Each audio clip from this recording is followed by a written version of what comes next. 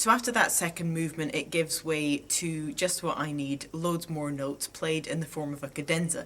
So both Wynton and I were looking actually at the Shostakovich Violin Concerto and how the third movement, which is the Passacaglia, gives way to a cadenza that then builds up into the burlesque, which is in the fourth movement. So we were talking about that kind of structure. So he's done, I mean, it's obviously incredibly different material, and it forms a different purpose, but it does link what is this kind of burlesque, crazy second movement to what is the third movement that's a blues. It's a blues form.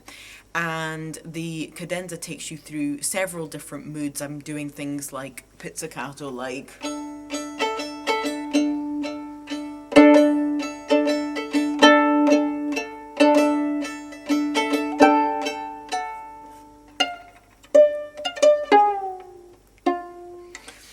and lots of different effects. So it's quite technical, quite challenging for me, but eventually I sort of mold the colour and the mood into something that's more intimate and more kind of, however you want to describe the blues, more sensual. The third movement actually begins with a kind of abstract blues. So there's lots of different and unexpected rhythms and colours and fragments of phrases coming from various members of the orchestra. So it's like me having conversations with the clarinet player, and we are finishing each other's phrases or sentences, and it almost sounds it sounds quite angular and disjointed, but it has that undertone of the blues. And then you start to hear, as the strings creep in, you start to hear that kind of lush, warm tone. And I have things that kind of sound like improvisations, but they're not really improvisations because I can't improvise. And then I try to create a kind of warmth in my sound where I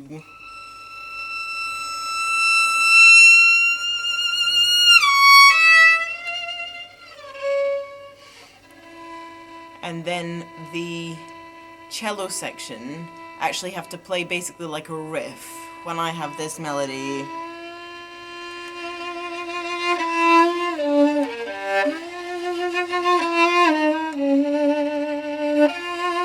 So they have to play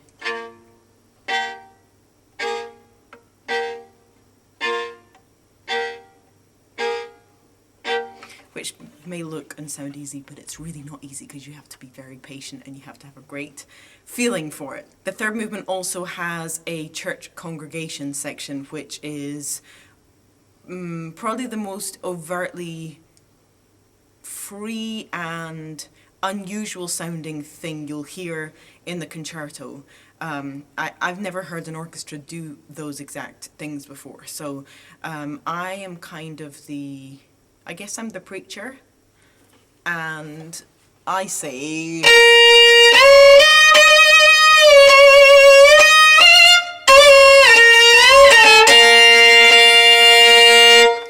and then a group answer me who happen to be the trombone players, and we go back and forth, and there's a lot of how the church congregation section is actually written is very interesting, because he has boxed certain effects that can then be played ad lib, meaning freely in any time amongst a section. So the viola section will have a certain kind of motive or certain a number of notes, and then the section can decide who plays what at what time. They can play it as fast or as slow as they like. It just has to fit the demeanor of that moment.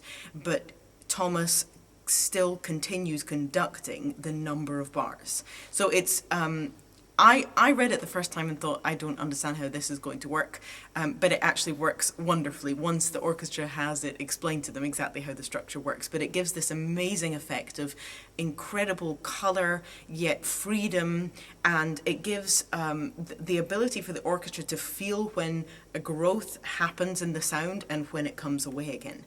And it's supposed to mimic the the nature of African American congregations, where there is someone that kind of riles up everybody's emotion and feeling and belief in the call to prayer.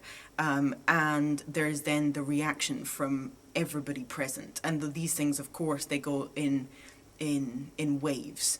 So it allows the orchestra to have that level of freedom. The last section of this third movement is, along with the very opening, probably the most intimate. The violin is playing extremely high, and the string section is actually required to sigh and to breathe. So if the RSNO are up for really doing it, the audience should actually hear a collective breath. And if it's done well, it's incredibly moving and unexpected, and very weirdly intimate to hear a lot of people kind of doing that collectively. Yeah, it's a beautiful movement.